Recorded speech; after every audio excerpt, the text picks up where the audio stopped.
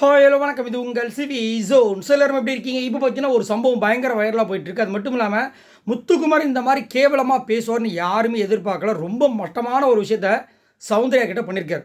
இதனால் வந்து முத்துக்குமாரோட ரசிகர்களுக்கு செம்ம கடுப்பாக இருக்குது. இன்னும் இப்படி கேவலமாக பேசிட்டீங்க, கொஞ்சமாவது யோசித்து பேச மாட்டீங்களான்ற மாதிரி இருந்துச்சு. அதாவது இப்போல்லாம் பார்த்தீங்கன்னா கொஞ்சம் நெக்கில் அதிகமான மாதிரி இருக்குது முத்துக்குமார். இதுதான் உண்மை. ஏன்னா அங்கேருந்து வர ரெஸ்பான்ஸ் இங்கே இருக்கவங்க எல்லாருமே வந்து முத்துக்குமார் முத்துக்குமார்னு சொல்கிறதுனால கொஞ்சம் லைட்டாக வந்து அவருக்கு தலைகரம் ஏறிச்சோ. ஏன்னா அங்கங்கே பார்த்தீங்கன்னா கவுண்டர் அட்டாக் கொடுக்குறாரு. அது மாட்டுக்கட்டே கிடையாது. நிறையவே இப்போ முதல்ல விட அதிகப்படியாக வருது. ரொம்ப ஃப்ரீயாக கலாய்க்கிறாரு. நேற்று கூட பார்த்தீங்கன்னா நிறைய விஷயங்கள்லாம் வந்துட்டு நைட்டில் வந்து கலாய்ச்சிருப்பார். இப்போ வந்துட்டு ஒரு சம்பவம் பண்ணியிருக்காரு. என்னென்னா இவர் வந்துட்டு இந்த கிச்சன் சைடை வந்து சாப்பிட்டுட்டு இருக்கப்பல அப்போ நம்ம சௌந்தர்யா வந்து கேட்குறாங்க, என்ன பண்ணிகிட்ருக்கீங்க, இந்த டேபிள் அண்டெலாம் கொஞ்சம் க்ளீன் பண்ண வேண்டியது இருக்குது அப்படின்னும் போது அவர் சாப்பிட்டுட்டு இருக்கம்மா, என்ன விஷயம் அப்படின்னும் போது, இல்லை சாப்பிட்டுட்டு முடிச்சுட்டு என்னை வந்து பாருங்கள் அப்படின்னா, எதுக்குமா உன்னை குளிப்பாட்டி விடுறோமா அப்படின்னு கேட்குறாரு. எவ்வளோ கேவலமான ஒரு வார்த்தை பாருங்கள். அதாவது அவங்கவுங்களுக்குன்னு ஒரு ஒரு நம்ம ஒரு விஷயம் வச்சுருக்கோம். இவங்க இந்த மாதிரி பேச மாட்டாங்க, இவங்க புறணியே பேச மாட்டாங்க, நேர்மையாக பேசுவாங்க அப்படின்னு சொல்லிட்டு நம்ம முத்துக்குமரனுக்கும் ஒரு விஷயத்த வந்து வச்சாச்சு, இப்படி தான் இருப்பார் அப்படின்னு. திடீர்னு வந்து அவங்களுடைய பாதையிலேருந்து இந்த மாதிரி விலகும்போது ரொம்ப ஒரு அதிர்ச்சியான ஒரு விஷயத்தை தான் கொடுக்குறாங்க.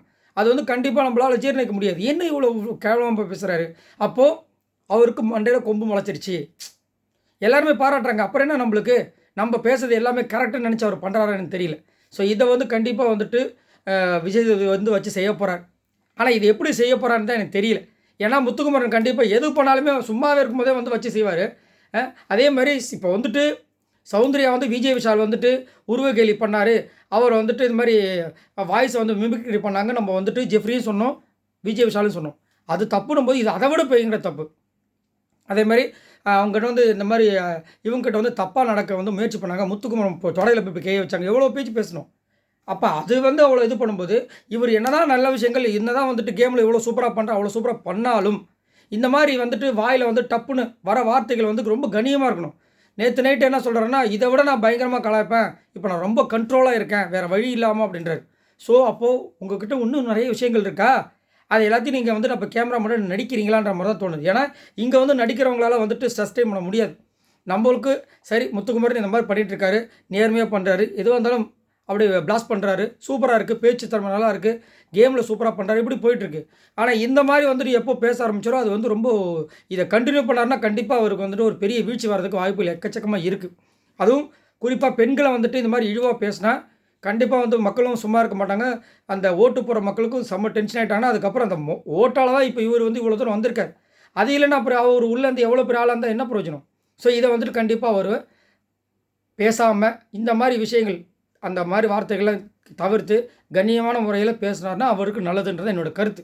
ஏன் இதை சொல்லி இந்த வீடியோ போடுறோம் அப்படின்னா, நிறைய பேர் வந்துட்டு என்னமோ இவர் எனக்கு வந்து உறவுக்காரர் மாதிரி முத்து எது பண்ணாலும் உங்கள் கண்ணுக்கு தெரியாது அப்படின்றாங்க.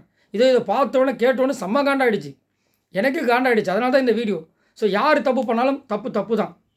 அதே மாதிரி இன்னொருத்தங்க கமெண்ட்ஸ் போட்டிருக்காங்க, நேற்று நைட் அவர் எவ்வளோ வார்த்தை பேசணும் தெரியுமான்னு.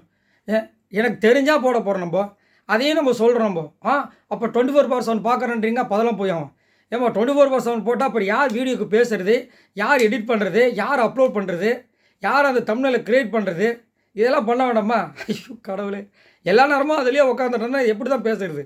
சரி, நீங்கள் உங்களோட கமெண்ட்ஸை சொல்லுங்கள். அது மட்டும் இல்லாமல் நிறைய பேர் என்னோடய சோஷியல் மீடியாவும் காண்டாக்ட் பண்ணி இந்த மாதிரி நடந்திருக்கு, இதை பார்த்தீங்களா ப்ரோ அப்படிலாம் சொல்கிறீங்க. அதையும் நான் வந்துட்டு எடுத்து சொல்லிட்டு தான் இருக்கேன். சரி, உங்களோட கருத்துக்களை சொல்லுங்கள். நீங்கள் ஆசியா முத்துக்குமரன் ஃபேனாக இதை எதிர்பார்த்தீங்களா? நான் சத்தியமாக வந்துட்டு நான் ஃபேன் கிடையாது. நான் யாருக்குமே இந்த சீசன் 8 இருந்தாலும் சரி யாருக்குமே ஃபேன் கிடையாது. எனக்கு பயங்கர ஷாக்கிங். நீங்கள் உங்களோட கமெண்ட்ஸை சொல்லுங்கள்.